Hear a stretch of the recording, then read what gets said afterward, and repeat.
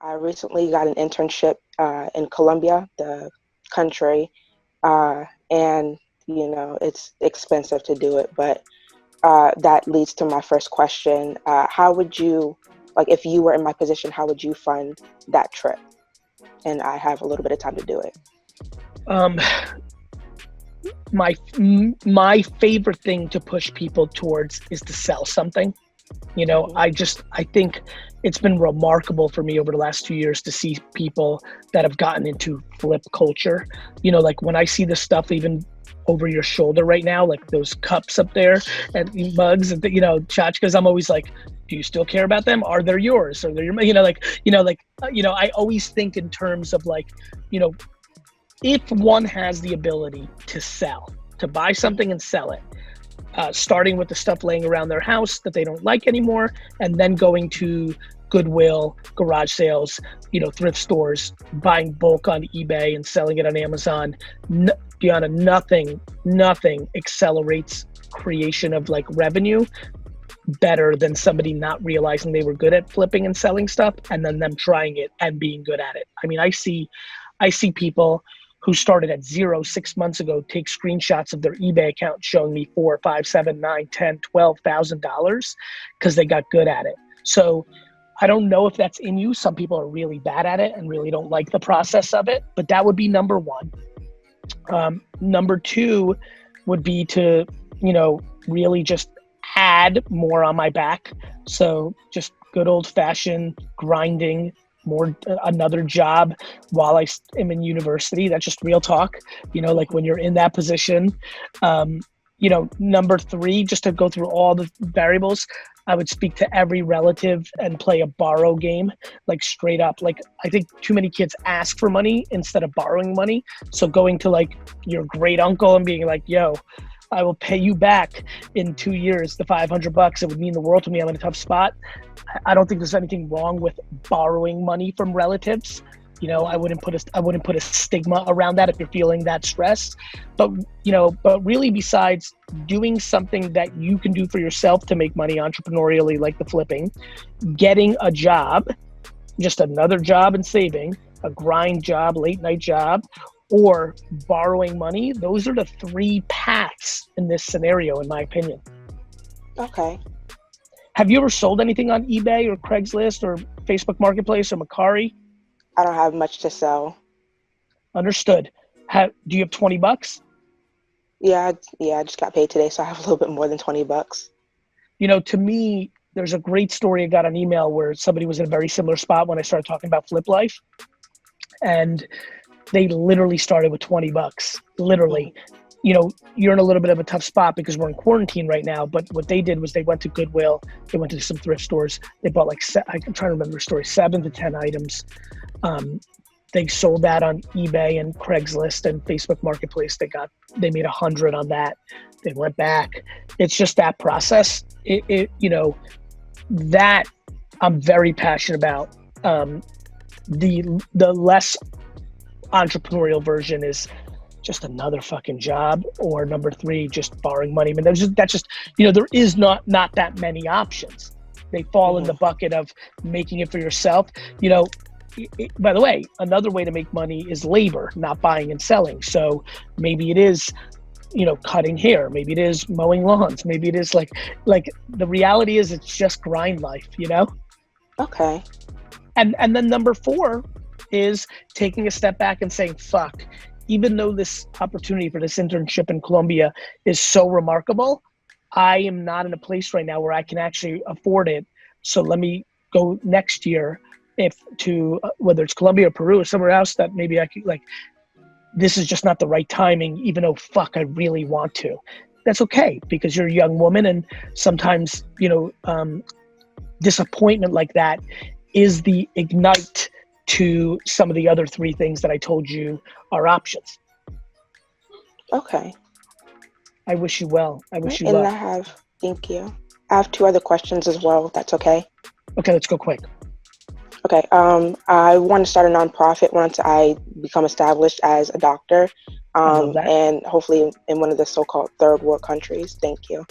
And I was wondering if you had any advice as to how to start that.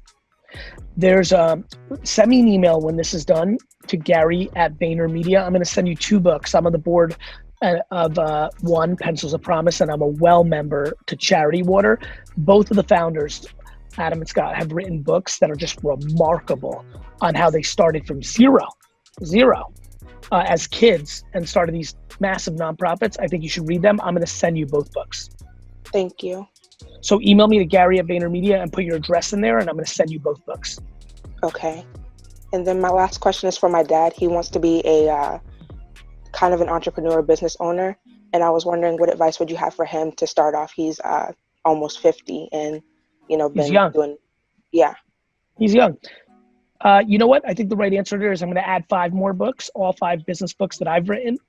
And I'm going to send it to him. Tell him to start watching my content and other people's content. He needs to get educated on the modern moments of entrepreneurship and then decide to start a business around something he loves. That will work that is the highest likelihood to success. Well, what are you trying to accomplish? I would like to get myself out there to be, I'm studying to be an information technologist in the computer support specialist degree, but I also like to do videography. So I was thinking if I could put myself out there with making videos, I could help people around my town make a video. I understand. Yeah, for their businesses or whatever it is that they do. So I think you should put out videos on your account. Mm-hmm. And then I think you should DM all the businesses that have an Instagram account in your area, and you should give them a pointer or 2. Don't tell them that you could do videos for free. I mean, you can say I'll do videos for free because I think that would work to some of them. But you definitely shouldn't say, hey, why don't you hire me to make a video? You need a video. Yeah. What you should do is say, let's role play. I'll write the email. Dear Iowa Curtains. Hope all is well. Was just stumbled on your Instagram account. I know a little bit about content and social. I noticed on your Instagram account, this is the DM you're writing them, Cody. I noticed on your Instagram account, you didn't link your website in your Instagram profile. You should definitely do that because anybody that sees one of your photos will then click to it. That's very basic. They might, I would assume 90% of people will have their URL there, but that would be an example. You could say, Dear Iowa Fried Chicken, hope all is well. Hope you're doing well with this COVID. Hope your business is okay. I'm Cody. I happen to know a lot about content and social. I stumbled on your page and I happen to notice that you do get 30 to 40 comments per post, but I looked back in the last year of your content and you've never replied to anybody. If you reply, you'll build a much stronger community, which will probably help you sell a lot of chicken. Also, I noticed you've done a lot of pictures. You should start mixing in some video. Cody, if you do that, if you put out content on your profile and you go DM businesses in your area, if your hope is to get them to hire you to do videos for them, but you don't sell to them, but you provide them a free 5-minute social media audit and DM them, I guarantee 3 of them, if you DM 50 people a week, 100 people a week, I guarantee 3 of them will become clients of yours. I really believe in that. We have a lot of jobs we're putting out there at 40 and 50, and people are like, how can you live in New York? They yell at me. And I'm like, by not living in Manhattan, by not buying $7 Starbucks, by not taking Uber instead of the train. You could do anything. To your point, you decide, you were in a little bit of a different place. You were in that world. You made you made some money on that exit. You were also in the cocoon of you were in San Francisco cocoon. Yeah, well now most of our people are in Austin. Exactly. You from mentality of St. Louis and Nashville, and you as the person that was living in a cocoon of San Francisco. You could do anything if you're willing to not be entitled, if you're willing to be practical. This is where Americans get caught with immigrants all the time. How can this happen? Very easy. You live humbly as fuck, you save money, and you then deploy that money. It's not super complicated. You did it, I did it, my dad definitely did it, and 1 billion fucking people have done it in America over the last 100 years. It's that people are impatient and insecure. That's how we did it. And so were you running? We didn't pay rent for the first 2.5 years of the company. Were you guys running? You guys were running on a slim bank balance even for a couple of years. Yes and no. We didn't pay rent. Again, because I bartered, I asked, Like, you know, I already had a little street cred because of my wine business, so I was able to use me a little bit. So that's true. I just think that when you have like 300 employees, it's like shit. Like yeah, but by that point, we had, you know, at 300 employees, we were doing, you know, $87 million in revenue. Like, you know, at that point, you're balancing.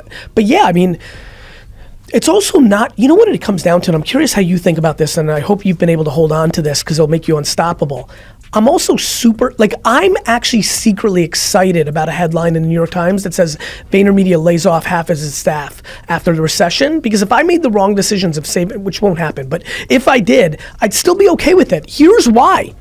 I deserve it. I made a mistake. I like being accountable. I'm really into accountability. I really think it needs to get like super cool. Alex, do me a favor, text to Andy K right now and tell him I want it accountable as fuck hoodie made immediately. I want to wear it. See if he can get it to me this afternoon. Accountable as fuck. In the same way, I apologize. I just want to say this. Like, in the same way that I think kindness and empathy and patience needed to be a bigger part of the formula of entrepreneurship, which is why I've talked about it a lot more, I think accountability, like, I just wish that every entrepreneur, back to your point, razor thin margins. What does that mean? You can get caught. If you're okay with getting caught and paying the ramifications, you win. If you're not, as you know, and I've been listening to you on this interview, people creating exits in media land, creating exits that look like it's an exit. You know, it wasn't an exit. They sold their assets for a penny on the dollar, but they didn't have the guts to say we shut down, so they sold early, right? People are not willing to be uncomfortable. I'm willing to put my own cash back into VaynerMedia if I fucked up. I'm willing to have to let go of 10% of worst employees at Vayner if 9 of our clients fire us. Like, shit changes, things happen. I do these exercises and I tell Adam about it all the time. I just do these exercises all the time where I'm like, if this business goes out of business tomorrow, I'll be fine. You know why? Because you will be fine. Right, and so that's what I do that exercise all the time because so I remember good. when we first started, I'm Love like, that. man, if this, my personality is so tied up in this, but then now it's like, if we go away tomorrow, I'll be just as happy. And that kind of, like, when you protect your downside, that means you have no downside then, and it's only upside. And so that's kind of how we discuss it. I've said it a billion times and I'll say it again. I want to lose everything, have everybody shit on me, say that I was a farce the whole time, see how everybody else was better than me, I was the joke, make fun of all the people that bought into me, all that, and then just rise back up and fucking tell everybody go fuck themselves. Like, I'm into that shit.